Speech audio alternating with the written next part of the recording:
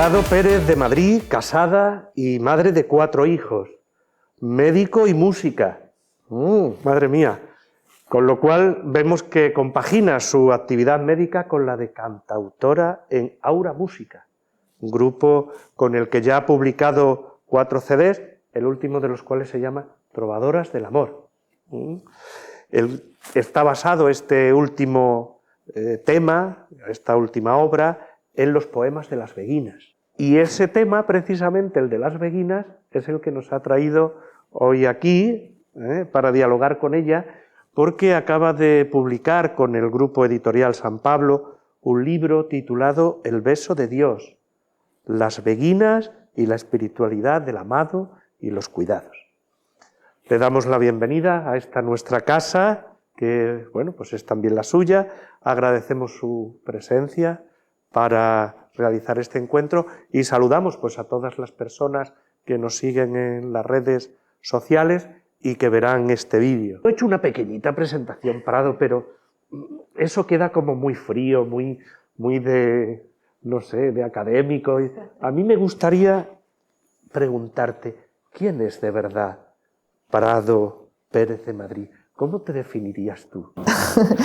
Bueno, pues yo soy una mujer normal que pues tengo inquietudes y simplemente eso. Soy médico porque desde pequeña, también por tradición familiar, mi familia paterna, había muchos profesionales de la medicina, entonces pues por ello me dediqué a la medicina. Me gusta mucho atender a los demás, sobre todo.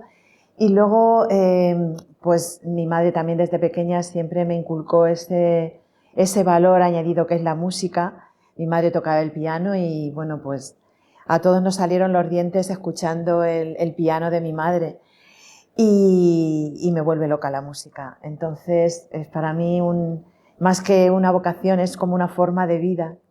Y así fue como decidí no renunciar a ninguna de mis 2 vocaciones.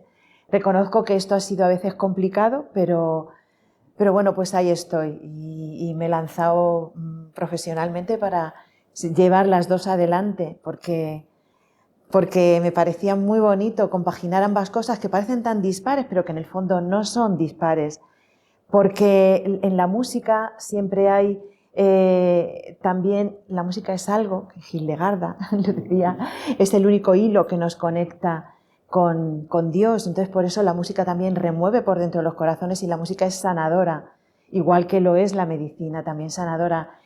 Entonces compaginar a la vez las 2 cosas, lo bonito que es la música con la realidad que te impone la medicina de estar en contacto con el sufrimiento, pues hace que siempre tengas los pies sobre la tierra y no estés siempre en las nubes. Entonces yo creo que, bueno, pues que así conjugan de alguna manera las 2 cosas. E hice las 2 cosas, trabajo en las 2 cosas desde siempre y bueno, pues luego estoy felizmente casada, afortunadamente, y bueno, pues tengo 4 hijos. Soy creyente y eso también ha marcado mi existencia desde el principio, ¿no? Yo lo cuento un poquito también en el libro, ¿no? Cuento un poquito mi experiencia. En mi adolescencia, claro, la tradición cristiana pues la mamamos, ¿no? Mi madre además tenía un sentido tremendo, era muy espiritual y eso también lo mamamos, ¿no? También se va transmitiendo junto con el resto de cosas que transmitimos los padres a los hijos. Y luego pues en la adolescencia tuve un encuentro un día con el Señor, un encuentro profundo y bueno, pues con altibajos, pero eso siempre ha estado ahí. Y esto ya hizo pues que me comprometiera más a vivir la fe de una manera pues mucho más comprometida, que no así tan somera. Y eso es lo que soy. Una persona normal y corriente. Voy a trabajar todos los días, recojo a los niños en el colegio, hago la compra, me divierto. ¿No? Y además pues hago otras cosas, ¿no? Y además ahora pues escribir, que es una vocación que me parece maravilloso porque se transmite muchísimo a través de la palabra y he encontrado la fuerza tan bonita que tiene también la palabra, que es un arma poderosísima. Fíjate, hablabas no precisamente de esta nueva vocación, ¿no? Que por así decir te ha nacido, ¿no? Sí. De escribir. porque tú antes no habías escrito, habías hecho música, Bueno, eras cantautora, habías escrito a lo mejor yo escribía los con los poemas, poemas y tal. Bueno, pero- y también tengo que decir que también escribía, tuve una época, estuve comprometida en política, tuve un cargo en la Consejería de Bienestar Social de Castilla-La Mancha. Entonces, bueno, pues yo escribía mis discursos también, lo que hacía, cada vez que iba a una asociación o algo, todo eso sí que lo he escrito yo siempre también, ¿no? O cuando me llamaban para un pregón, para cualquier cosa, ¿no? Pero sí, sí. Ahí estabas tú escribiendo. Y claro, cuando empezamos con el proyecto este de música, de Ahora Música, pues no teníamos quien hiciera las letras de las canciones. Y así fue como empecé a componer letras y pues me di cuenta que no estaban mal del todo, ¿no? Que eran letras que decían y tal. Y bueno, pues así fue cuando luego cuando hicimos el disco de Cervantes, pues estuve adaptando las letras para las músicas que hacíamos y lo mismo he hecho con este de Las Beguinas. Y claro, luego ahora surge lo de la escritura. Claro, ahora nos surge, por así decir, el libro. Sí. O sea, no habías escrito un libro hasta ahora, pero tú misma cuentas en el libro, Sí. vamos a no destripar nada, pero bueno, es una de las cosas yo creo que interesantes que cuentas en el libro. Este libro te llega casi por encargo de Editorial San Pablo. Y claro, y eso, yo qué sé, a mí me llama un día el director de San Pablo y me dice, oye, que quiero que escribas un libro. No A sé. ver, tuvo todo un proceso, tuvo un proceso, porque yo les mandé un disco de Las Beguinas a San Pablo y entonces me dijeron, oye, pues ya que has hecho todo el trabajo de investigación sobre el disco este de Trovadoras, ¿por qué no escribes un libro sobre ello? Porque el disco aquí no tenemos salida para darle, para venta, pero si escribes un libro, pues ¿por qué no lo haces? Y yo dije, pues sí.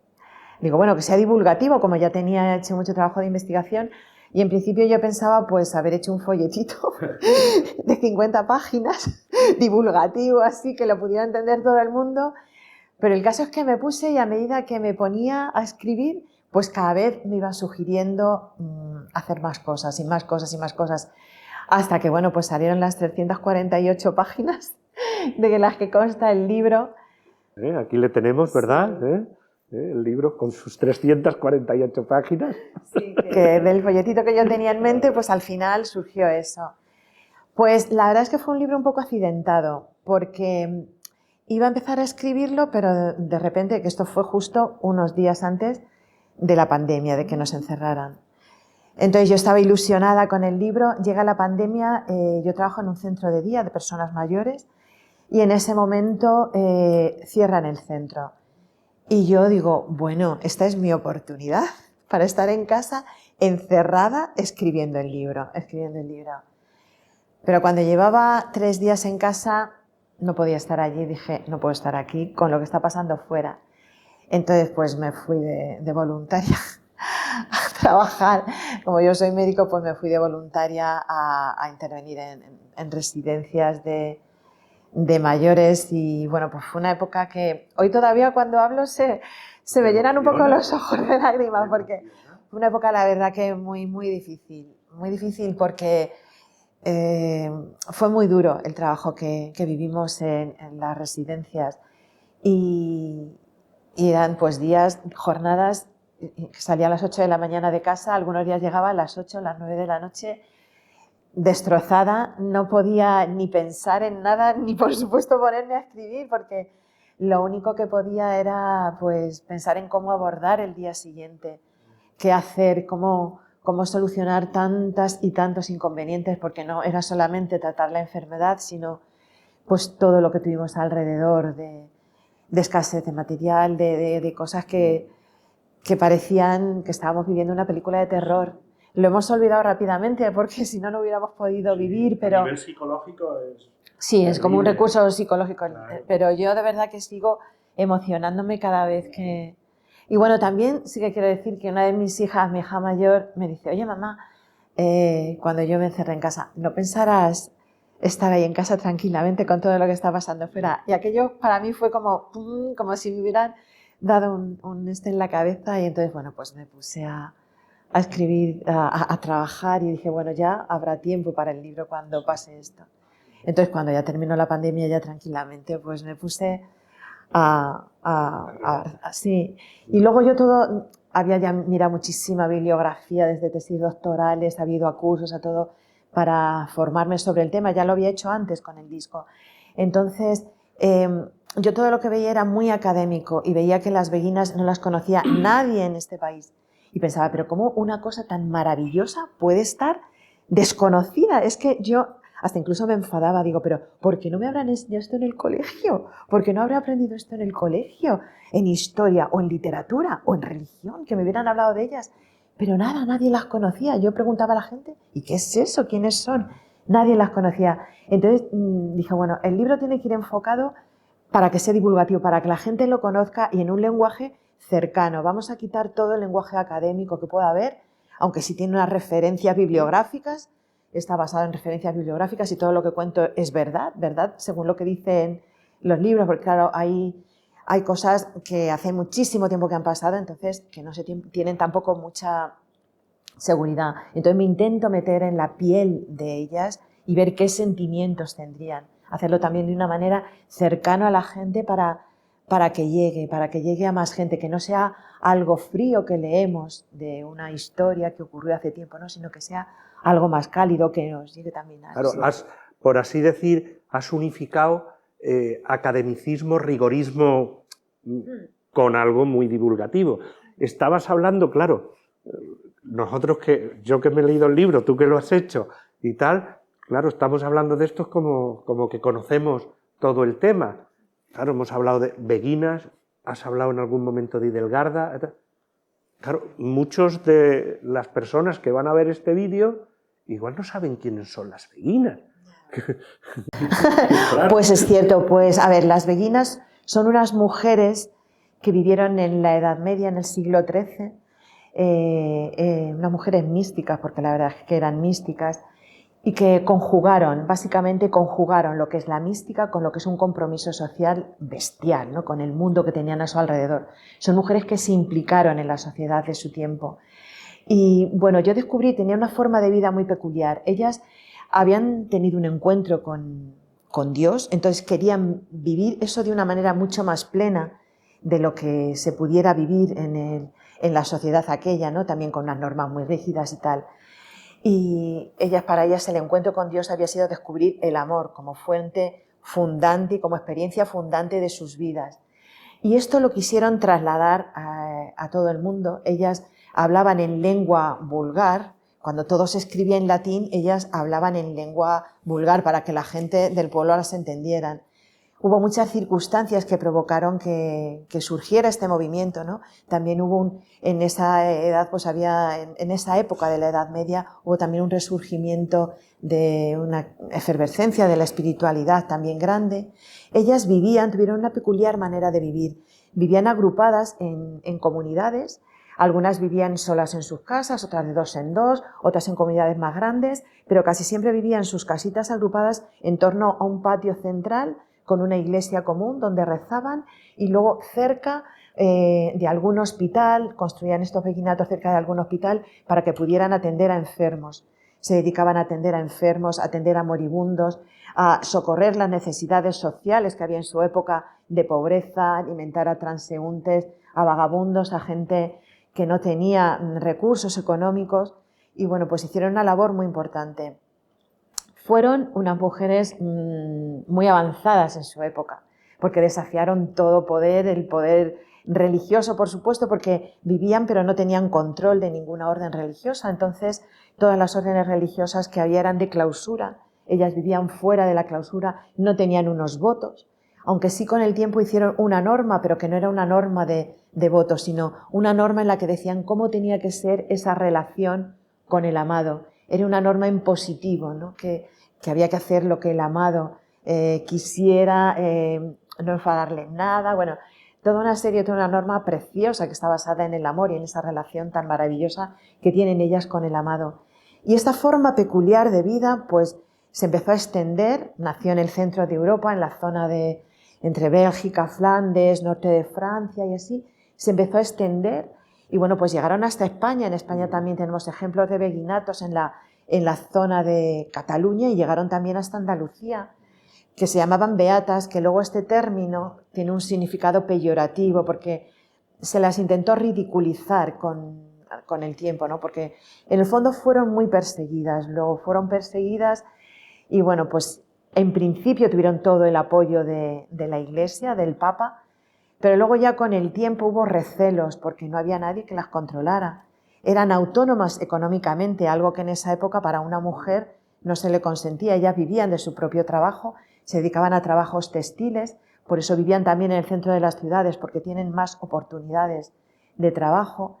Y bueno, pues fue una manera de vida que duró más de un siglo y que fue muy bonita, fue una manera maravillosa, sobre todo de independencia de la mujer, ¿no? de ser ellas mismas, de relacionarse con la trascendencia sin intermediarios, y descubrieron pues lo que es una relación maravillosa con su amado, con el amor, y vivieron desde ahí, vivieron desde el amor, traduciendo ese amor en un reflejo de compromiso social con los más pobres de la sociedad de su época. Fíjate, es curioso, ¿no? Que igual muchos de los que nos ven, muchos de los actuales monasterios que encontramos dentro de la ciudad fueron antiguos beguinatos o antiguos beaterios. ¿No? Y claro, yo creo que ahí hay un gran aporte, ¿no? Porque a mí al menos me parece, ¿no?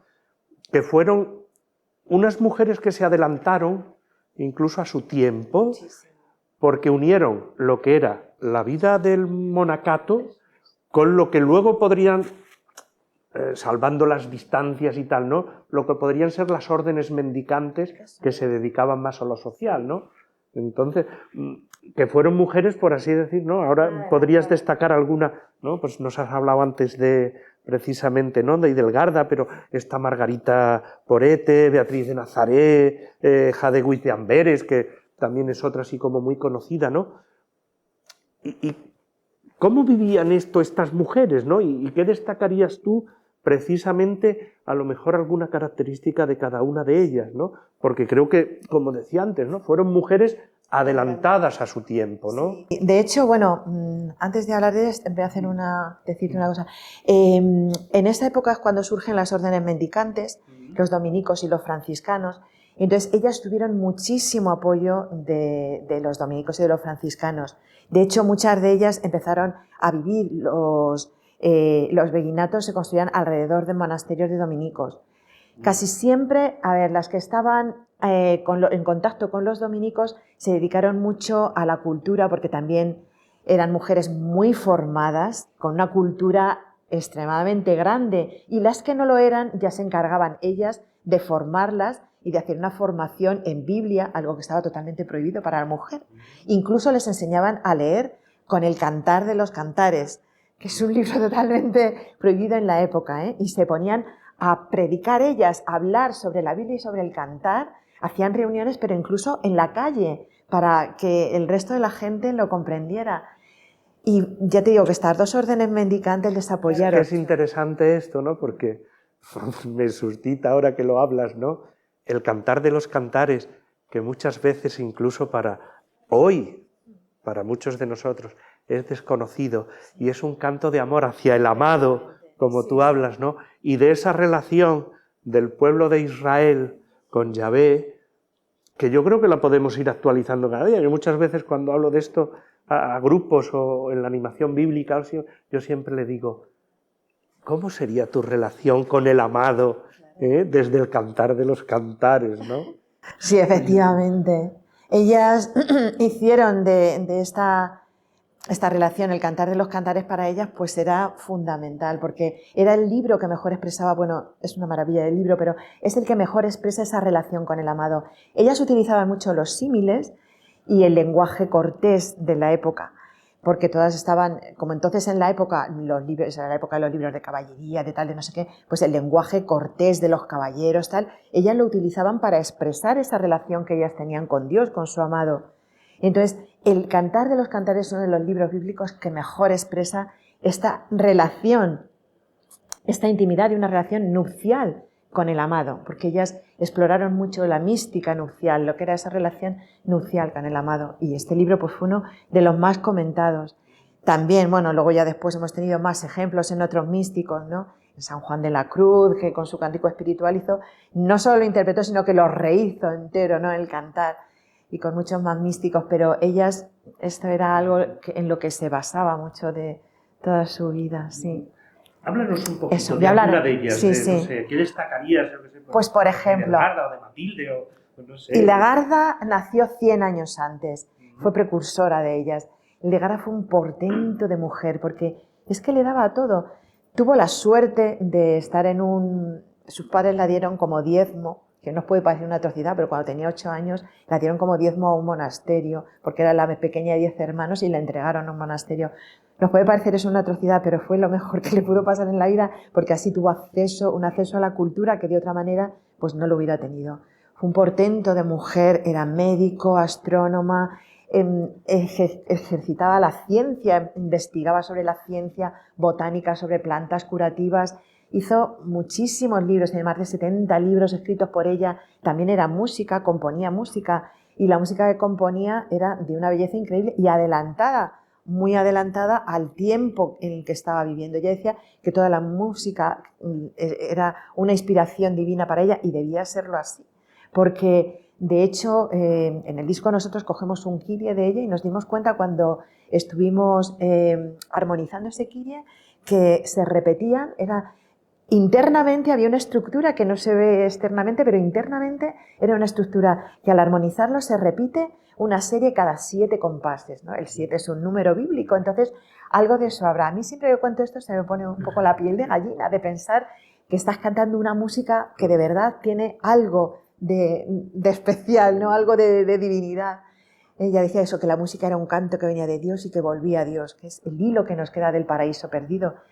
Hildegarda trabajó todo esto de una manera maravillosa. Consiguió independizar los conventos de monjas de los de frailes, que era algo también inusual en la época. Ella se llevó a sus monjas a otro sitio aparte, con una economía, administraba ella su propia economía, trabajó mucho por la dignidad de las mujeres, porque tuvieran una educación y bueno, pues fue un portento de mujer que nos ha dejado un legado inmenso, tanto de obra musical como de obra escrita, científica incluso. Inventora de la cerveza, entre otras cosas.